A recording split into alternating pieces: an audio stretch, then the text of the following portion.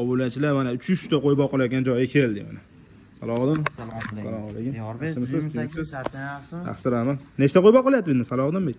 Hop, bu yerda Diyor aka hozir 50 bosh. 50 bosh. Qo'ramizda 50 bosh aka. Mayaqda ham qo'ralarimizda ham qo'ylar to'la aka. Qo'ylar ko'p a? Bu Instagram obunachilaringiz aka. Mana bug'doyda aka pishgan aka. Pishgani? Pishgani. Bu pishgan bug'doyda 1 kilosi aka.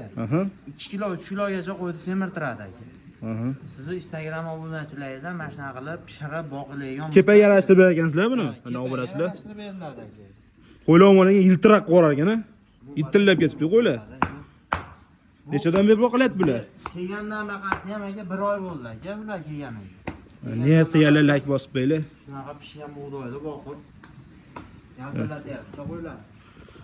Bular qiziqqanlar sotiladi ham a? Qiziqqanlar bo'lsa, bular urug'ga sotiladi, zotga. Urug'ga sotiladi ham. Zotga sotiladi. Ha, sarig'ini ham ko'rsating-da aka. Qarashammi deyman? Qo'y. Tavsiya qilaman obunachilar mana. Pastga nomer yozib qoldiramiz, bemalol aloqa qilib ko'rasizlar.